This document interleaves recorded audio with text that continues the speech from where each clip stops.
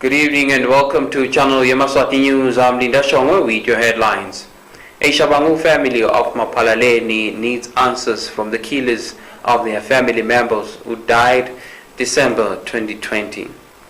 An old woman of Luve survived after she was stabbed by her son with a spear on the shoulder. The Revelation Church of God Prophet Hadebe has been named the chairman of the Africa IADP, which is an organization that looks into the matters of the church. And now the news in detail.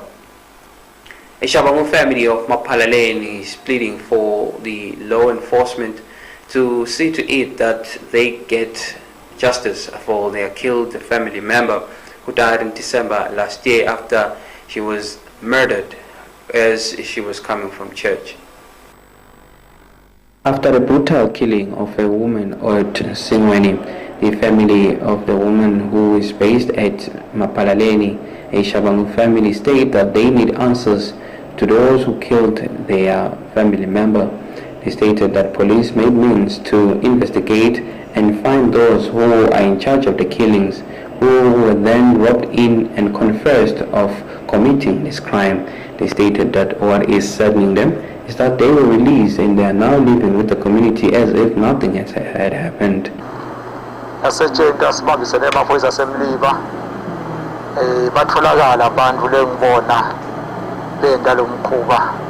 Kwatholakala ukuthi kunemfana ekhaya walendvodza yalo mufi hlose ngizakwabo utalwa ngizakwabo lo makelo washona ngoba ke lonto yathatha unesiseko wathe kwabantu. The members of the family also poured their lungs out, stating that they need justice to prevail for their member. Umuntu kude umuntu enilungelo kubulala omnye umuntu aphindza abuya hlale nalo lomunye bekafuna ukuphila nalo lobulele bekafuna uyakufuna ukuphila siyazama ukuthi cha asisime kwanyalo semanje siqhubeke ngale mthetho kuzomthetho uthini wona usinyalo kwendekani singasheshi bese mhlambe seyibuye etandleni ukuze ukuthi abantu lomthetho ukuthi umthetho uthi wona uthini uyasiyekelela ngilapho sesitawuvalela isikhanya sesiyavalelisa nyalo emphakathini esingweni ngoba siyabona nongathi lapha awu ngeke asathi sesitawusitwa uNkulunkulu ngoba inhlitiyo iba inhlitiyo bekunene kuba kucela nje ukuthi sibambisane manje sithobele wona umthetho ukuthi usilekelele. Siyacabanga ukuthi bebamane baya nendozeni yakhe ukuthi akabamthube bambuyise bangade bambulala bamthube nje bamlethe behlamukela. The royal chiefdom of the area was also contacted as they state that they continue to put the matter in different channels to get assistance. For Channel Yemaswati News, I'm Linda Shongo with Kimberly Mavuso, Mapalaleni. 20 Member of Parliament Honorable Mtutuzi Makakula state that they are expecting a hospital to be constructed soon in their area which will service communities which are under his constituency. 20 Member of Parliament state that they are looking forward into a construction of a hospital which will service people of Hlane and Balenhle and surrounding areas, where he stated that Ndweni area will also benefit from the construction of that hospital. He stated that this project will be starting very soon and they are hoping that the contractor has been tendered as the site has been already allocated. The Member of Parliament also stated that there are many opportunities which are coming in that area which will give job opportunities to the members of the community. Msakate angivete kokuthi besinenkinga yesibhedlela la ehlana bekude esibhedlela kulandzela ukuthi sivete ukuthi sesinenkinga yokusibantu abakhona ekufinyelela leso sibhedlela besikhona uhulumende ke sosichasile ngetimali yebo kona amafigures asese ngaveti but ngingaveta isiveni ukuthi la sesime khona kutaba neclinic yasehlane sisicala kuyakha nje leviki letako sitayakha up until November. Ngithi angiveteke nalapho ukuthi sitaphinjalo sibe ne high school lesitayiqedzela enjabulweni silungisela kuyicedza nje kuyicala masinyane enjabulweni high school ukuthi sive sabiyenza sifake abantwana esikolweni nalo-ke lelo lelafa enzaweni yaseDokodweni sitaba necontract masinyane lengiyona litawuhamba yokwakha leli block yebo kona bese baqalile laba ka-progress kwenta lokhu labakwendako sitabacela baphoze kancane basithi labangasita khona kuleya ndzawo leya vele kwasikhanza lento sifuna kwakha leli block ngendlela lecinile vele sitawukhonza kopha-ke nyalo-ke sesitawuletha icontract lengiyona vele sitasakhela kahle leli block sesiba nelihola njalo lesitalakha emdumezulu ngasenyutulwane nakhona simathuba emisebeni ethu kwesive ukuthi batawuthola imisebenzi labo-ke labatawudzinga ukuthi mhlawumbe babambe sengileyo malahleni-ke bakhona lapha empaka elibhuku tawusenjetwe nakhona mathuba emisebenzi lesinawo la kule nkundla yaseDokodweni sive nje sitawatiswa ngakuhamba kwemsuku sikwendekane. He further urged the people of Dokodweni to ensure that they guide their material to ensure that it does not get stolen, as it will halt the process of the project. Which I'm Yemaswati News, I'm Linda Shongwe with Kimberly Mavuso, Dokodweni. An old woman of Luve survived after her son attacked her with a spear and attacked her on her shoulder. The woman states that she's been facing troubles these days, as also her grandchild was raped recently. Mangamota, a son to an old woman of Luve, attempted to kill his mother by stabbing her with a spear on her shoulder.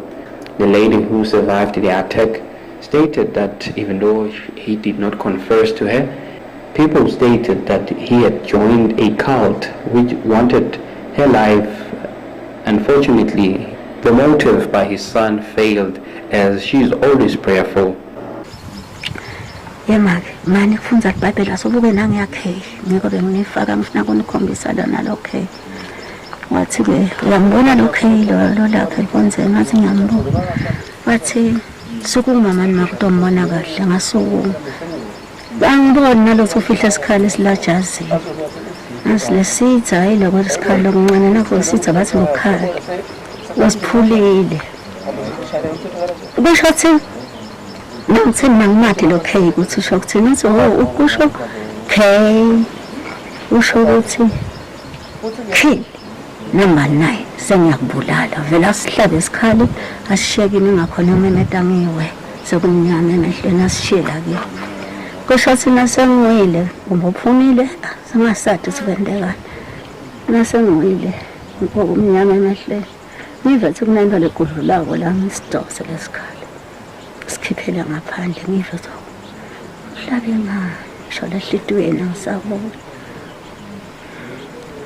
sengiyaphumisela lelivi ngalokuthi sekuphumela esikhathi ngathi sombulele simanga evele liswane lo mntwana loya lokugcina una 20 years anenedelo lo lamasimanga asangeva somanedile loya isikhali silasandleni ngicabanga ukuthi ingidlozi yaNkulunkulu le nto esingasukile esandleni sikini abathi siyasidosa isikhali sofuna phela ukuthi afenza sisebenzisa noma abaleka ngathi asidosa isikhali singasuki esandleni sami kusona lesi angihulisa ngizofika la mnyango ezakufika labantwana bathi bangikhanza la mnyango angihulisa kusukela la ngikwazele khona kulela khona. Another ordeal that took place at that homestead is that a 17-year-old girl was raped by an unknown man while being sent to the shop, and police are still investigating on that matter. Charlie Yemaswati News, I'm Linda Shongwe with Kimberly Mavuso, Luve. The Revelation Church of God Prophet Hadebe has been named the Africa Chairman for the IADP, which is an organization that looks into the matters of peace. Prophet Hadebe of the Revelation Church of God, based in Johannesburg, South Africa, and had many branches in the world, was ordained and given the title to be the chairman of the Africa IAPD, which is an organization that is the interface association for peace and Development. On the 13th of November 2017, this organization was formed to see to it that religions continue to operate independently. In his speech, Prophet Hattab stated that it is important for countries and many people to support each other for the development of peace and stability in each and every country. Organizations such as the IAPD have created a platform for open dialogues for spiritual leaders and religious leaders to engage on matters pertaining to the social, spiritual, and economic ills of Africa. My role as a spiritual leader is to re-establish the hopes of my people through spirituality, counseling, and the instilling of tolerance and civility in order to achieve peace and security in their respective diverse communities. In my understanding of the theme, what springs to mind is the power of acceptance. Acceptance is one of the most powerful states of mind that one can be in. Once one has accepted the reality of something, one is empowered to do something about it. Nakhona inhlanhla bangitshela labangithanza bathi kushaye bafundisi bathi nginebantu emaphoyisa nake fika la akhanza kude bazalwane nginanaba njengoba nani niyababona la bangithatha bongibopha ngibethe njengoba niyangibona angishumayeli umuntu bathi abathi akufuneki umuntu la sebasitshelile bathi abaye bafundisi wena uvulile kodwa bona bavalile.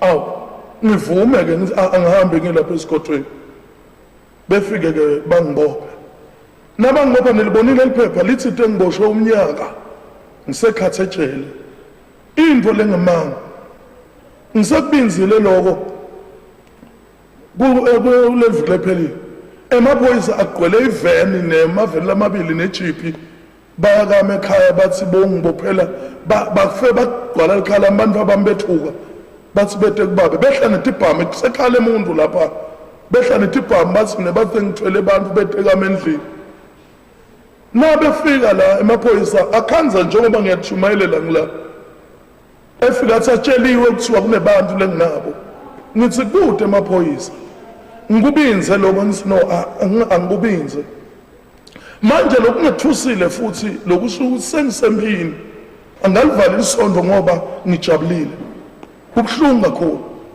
namuhla lesondo nginotshumayelela la emaphoyisa sagwala iveni ayakama ekhaya futhi bathi babuta mina ukuthi ngingakuphi angisade noma ngamaphoyisa noma tigebengu laletakeni bayakama endlini nabefika abakangithola balakanyana beda ngevenda nakhona bangikhenza ngiyashumayela. When conducted, the Deputy Chief Pico Inspector Nasipa Mgoni, she stated that they continue to follow the guidelines and protocols when making raids. They are hopeful that the Prophet will continue to let the police know if he feels uncomfortable. For Channel Yemaswati News, I'm Linda Shongwe with Kimberly Mavuso Matapa.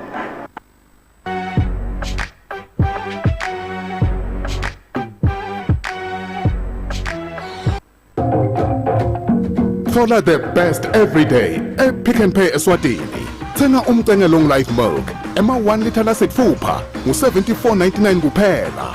Uthenge nenhlanganisela ye-Sun cooking oil 2 liter, Sun rice 10 kg, Top Score super maize meal 10 kg, ne-Sunny brown sugar 3 kg.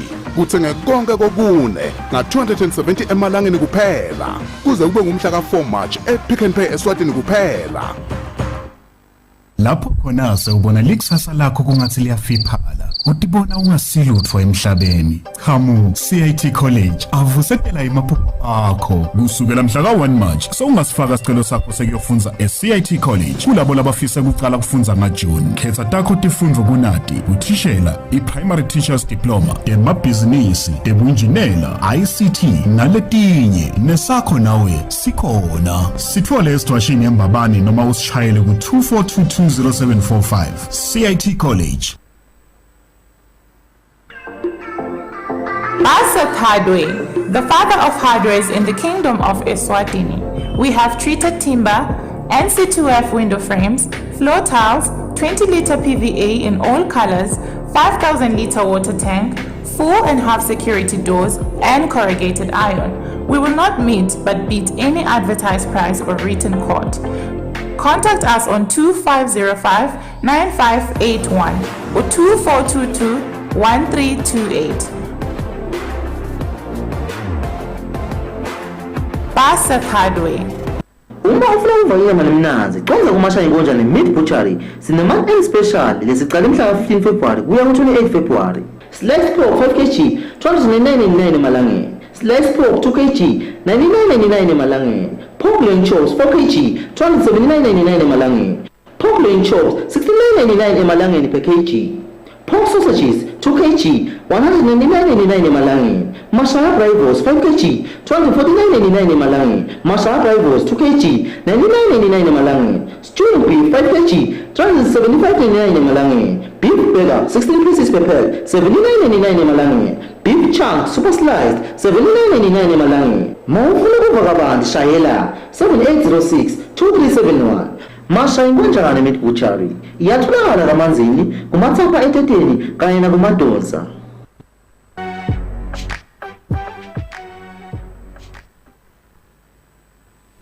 Welcome back. You're still watching channel Yemaswati News, and the news continues. Mr. Makanya of the Witch Doctors Association state that what was done by one of the witch doctors in the northern part of Manzini at Togolwago is not under their conduct, which is said to have led to a murder which occurred the past week. Following the spine-chilling incident whereby a man of Mliba under the Manzini region brutally killed his brother after a traditional healer told him that his money was stolen by his brother, our reporters conducted an interview with Chairman of the Witch Doctors Association, Mr. Makanya, to get an insight as to how traditional healers handle a situation whereby somebody is killed based to what a traditional healer said. Makanya made it clear that part of the Traditional Healers Act in Eswatini clearly states that a traditional healer should not reveal information or a name of a person who stole something from somebody. He criticized the traditional healers.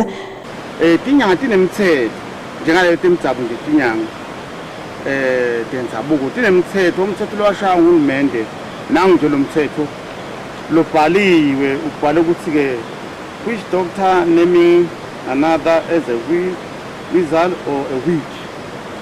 Lomthetho lona uthi umuntu inyanga lesithe kulenye ingumthakathi noma ingumlungu uyabhala ke la ngephansi uthi loyo lothite kuloko lokusolakalako naloyo lothi kusebenzisa emandla yena kubona loyo lothinzekako kulokulimele lokuyimpahla yemuntu noma ke kuloku kwetshiwe kuthiwa ke naku nje lapho ukuthi ke a witch doctor a witch finder shall be guilty of an offense. Kusho ukuthi umuntu lo utawuboshwa lokukhulu ke kakhulu ke la naku nje lapho noma ngaphunzela ke in prison for life.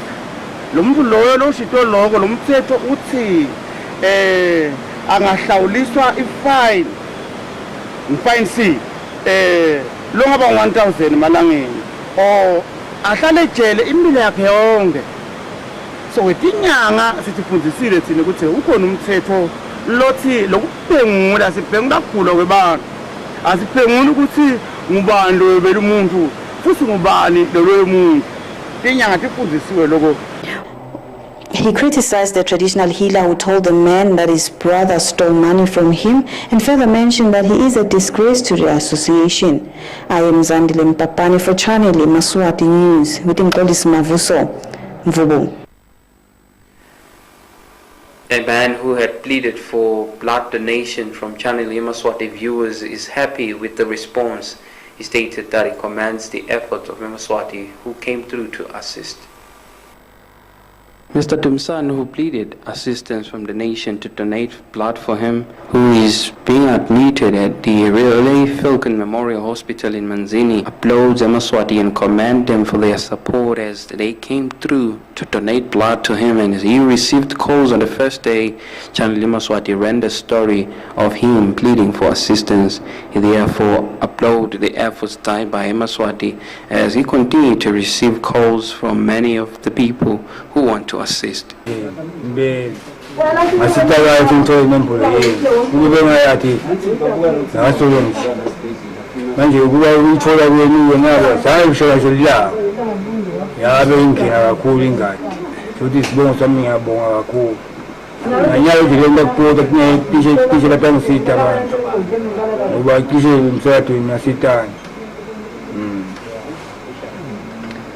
Bakuthembisa ukuthi uyothenga kudokotela abathembisi ke mnjane athembile nje utaba kalelayini futhi nokuthi inhamba kanjani kuyawuthi ngimela kanganani ngoba qala bakucheck ka covid bese bakucheck ukuthi uyahamba yale asengidena bese ngithethutane kwemi futhi bengisabi ukuthi ngaphinde ngibone bakunikithi hayi sengithutane ngilanyana uvele kubona manje kubambele imbabane le bantu bangozi bangiphuthuma njengokusho kweni bani bakhiphela TV abangiphuthuma abantu inkulu ngiyabona bangidlula kuthweni mbela futhi nanyalo abantu vele ngibabonga kakhulu ngathi ngababonga ngani ngowasiyenga ukuthi bomdlalo webhola bakhona indimoneni labakunikele athi bakhona mangicabanga ngale ndlela banginikele ngayo bakhona baba bathi bangishayela vele masinyane bangibonga ukuthi sitalele ngisitalele futhi ngizange benda mhlapha ukuthi noma sengivile la ukuthi ingathi kahle umuntu abadonate kathi sitalele athuba lokubona ukuthi hayi sengitalele selenima avinje ngini ngathi ngiyathola kulo mabonga kakhulu. He stated that he does not have any more words to explain his joy for what Yemaswati did for him. For Channel Yemaswati News, I'm Linda Shongo with Kimbali Mavuso, Manzini. Mkiweni Member of Parliament, Honorable Michael Masugu, condemns the act of killing that has been gaining traction under his constituency. Mkiweni Member of Parliament has condemned the killings and attacks which have been taking place in that area. He stated that at this time of the year, last year, people attacked and killed each other in ordeals which are spine-chilling, took place, which is a growing concern that people are violent and it is growing and gaining traction. He stated that they urge residents to live in harmony and ensure that neighbors protect each other. Nje lokulokwenteka kwempeleni siyadimangala sithwele imkhono enhloko ngoba nawubuka tindo leti shacisako emangweni kakhulu nawubeke uthi ngelusile njoba namba sitangeluse kulesikhashana lesi lenkiso ukuthi ngabe embili ngiyawubika ngithini kuba kuhlungu kakhulu ngoba sekuyasiphinza thina lamkhiweni eminyakeni lophelena usuka lomnyaka kube letigaba letiningi letifana naleti la kusifele nje bantu khona kuba ludlame bagekwa amafosholo bagekwa amapiketi inhloko kwaba kuningi lokufakwa abantu labanye bafele imotweni sangathi bafela episo kwasilimata kakhulu sathi kumbe lo mnyaka kube kungumnyaka waleto tinto kumbe so wendlulile kepha ke siyakumala nalonyaka ukuthi nakusuka umnyaka kuphinze kwenedi igaba letinje uliqiniso emliba emtino kakunene kuvakele ukuthi emajaha khona nawo abulelele lomunye nje ungcwatshiwe lo itolo nakhona lapha emini nje obuka nje nathi igaba nathi la usebaleni manje nje balo sigojanyana yakuya kwegidzi ukuthi begedwa lo mhlaba sekuthiwa sekubanje umntana sesinje asikukhuthe bekunene ukuthi awu akusiyo into lenhle lijama selidiva ukuthi likahle kusiswathi sikhona siyasho ukuthi intombi ayisoma ikhulumisa kahle nangabe unjani uhambe uyicela ekhaya kini ekhaya kubo bese yathatha uyenda umfati hayi kugagadlela hayi ngemandla. Ngakhona-ke noma sokwendela ukuthatha leyo mali ukuthathela bokufuna phela sokumbulalelana umuntu ngoba lona nje kube ngaphunyula empeleni vele nebambulala. So yamangala ukuthi yini sekazuzwa ngulona wekunenelesa kabulelo. Channel Yemaswati News, I'm Linda Shongwe, Kimberly Mavuso, Mkiweni. Recapping our top stories today in English news. A Shabangu family of Mapalaleni needs answers from the killers of their family members who died December 2020. An old woman of Luve survived after she was stabbed by her son with a spear on the shoulder. The Revelation Church of God Prophet Hadebe has been named the chairman of the Africa IADP, which is an organization that looks into the matters of the church. Well, that's all for today. Until next time, please do enjoy the rest of your viewing. Good night.